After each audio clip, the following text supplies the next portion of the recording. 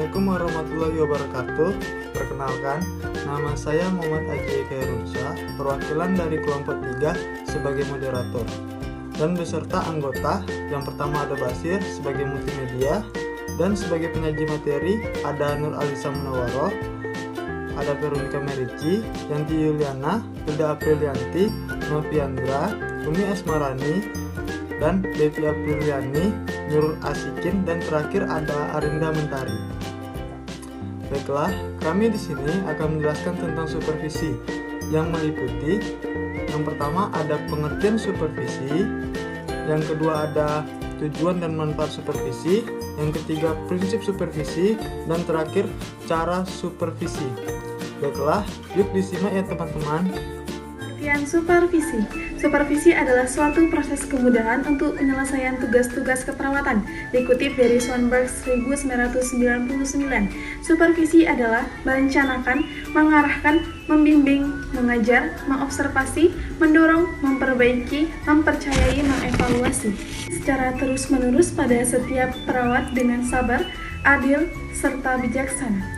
Berdasarkan definisi tersebut, dapat disimpulkan bahwa supervisi merupakan suatu cara yang efektif untuk mencapai tujuan suatu organisasi. Tujuan supervisi.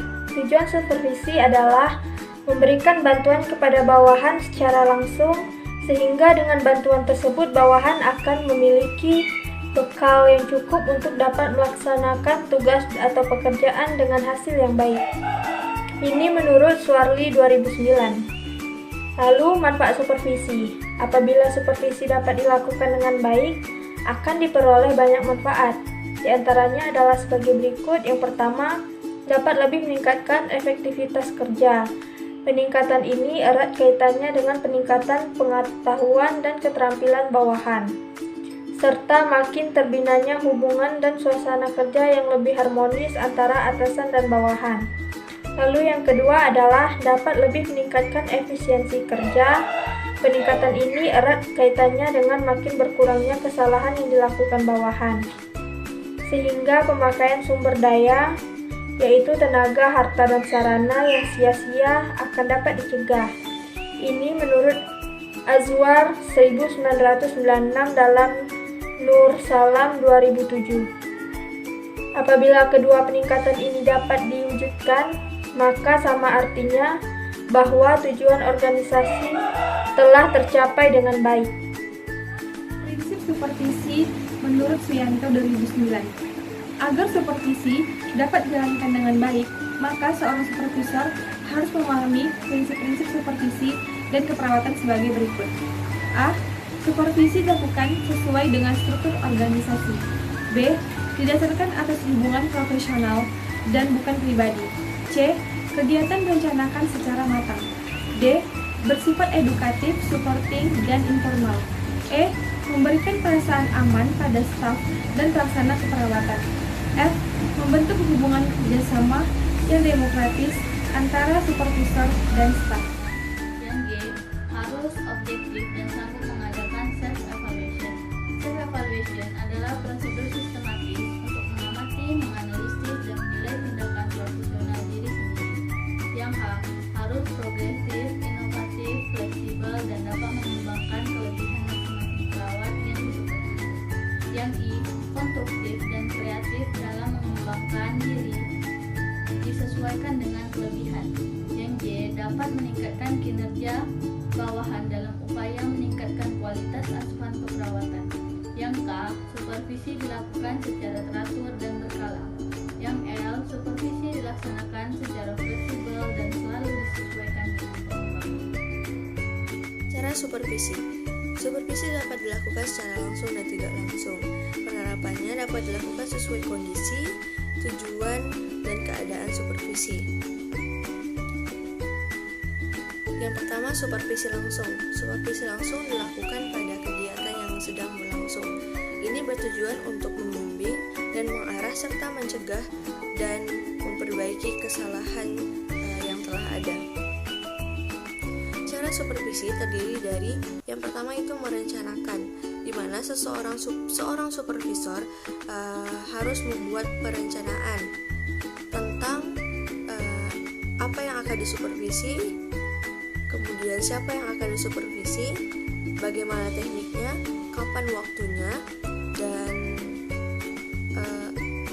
alasan melakukan supervisi tersebut. Dalam melakukan perencanaan, terdapat unsur-unsur berikut, yaitu objek atau tujuan perencanaan, kemudian uraian kegiatan, prosedur, kemudian target waktu pelaksanaan, penanggung jawab, dan anggaran. Pengarahan yang dilakukan supervisor pada staf meliputi pengarahan tentang bagaimana kegiatan dapat dilaksanakan, sehingga tujuan organisasi dapat tercapai. Dalam memberikan pengarahan diperlukan kemampuan komunikasi dari supervisor dan hubungan kerjasama yang demokratis antara supervisor dan staf.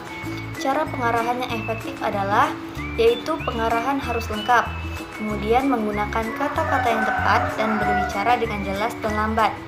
Kemudian berikan arahan yang logis dan hindari memberikan banyak arahan pada satu waktu. Pastikan bahwa arahan dipahami dan yakinkan bahwa arahan supervisor dilaksanakan sehingga tidak perlu kegiatan tindak lanjut. Pembimbing agar staf dapat melakukan pekerjaan dengan baik, maka dapat melakukan suatu pekerjaan. Staf perlu bimbingan dari seorang supervisor. Supervisor harus memberikan bimbingan kepada staf yang mengalami kesulitan dalam menjalankan tugasnya.